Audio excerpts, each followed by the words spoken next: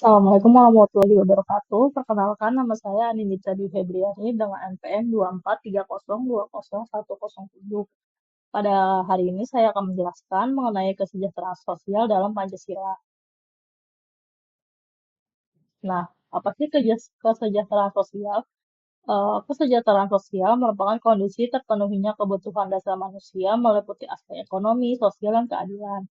Tujuannya untuk meningkatkan kualitas hidup masyarakat.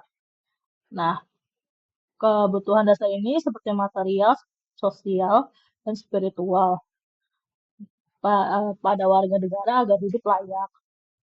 Nah, diwujudkannya itu melalui pelayanan sosial terpadu seperti rehabilitasi, pemberdayaan, dan perlindungan oleh pemerintah, masyarakat, dan swasta. Nah, seperti tadi, tujuannya itu meningkatkan kualitas hidup, mengurangi kemiskinan, dan menjamin perlindungan sosial. Nah, Pancasila ini sebagai dasar kesejahteraan sosial. Pancasila kan merupakan dasar negara yang menjadi pedoman dalam membangun nasional. Pancasila ini menekankan keadilan kemanusiaan.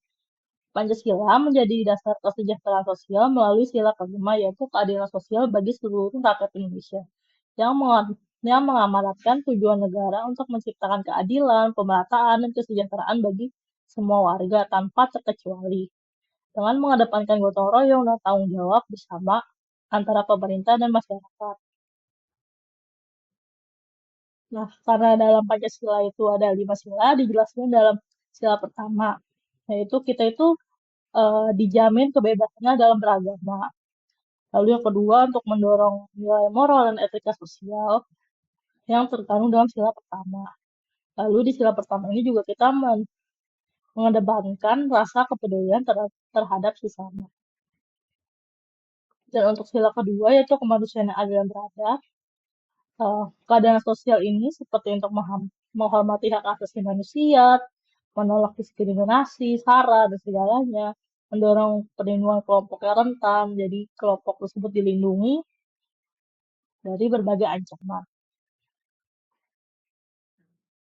Lalu yang ketiga ada Persatuan Indonesia. Di sila ketiga ini, kita menjaga solidaritas sosial di lingkungan maupun sebagai warga negara.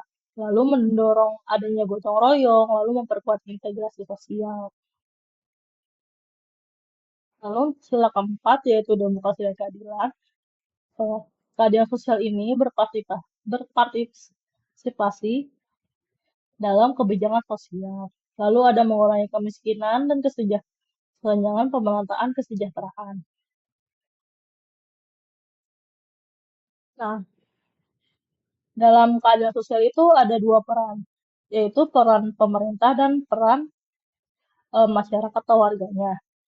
Peran pemerintah ini sebagai regulator dan fasilitator, yaitu menyusun kebijakan dan regulasi seperti membuat undang-undang dan aturan seperti UU kesejahteraan dan lainnya yang melindungi hak-hak kelompok rentan. Lalu ada penyedia layanan dasar, yaitu menjamin akses gratis atau terjangkau terhadap pendidikan dalam bentuk KIP, lalu ada bentuk kesehatan dalam bentuk BPJS atau KIS, lalu ada infrastruktur dasar. Dan untuk pemberdayaan ekonomi ini membuka lapangan kerja dan memberikan pelatihan keterampilan serta akses melalui modal bagi UMKM. Lalu ada peran masyarakat sebagai partisipan dan pengawas. Nah, peran masyarakat ini lebih ke sebagai pengawas, yaitu ada kepedulian filantropi ya, melalui lembaga zakat, donasi, dan yayasan. Masyarakat ini membantu mendistribusikan sebagian kekayaannya kepada yang membutuhkan. Lalu dibuat badan amal seperti itu.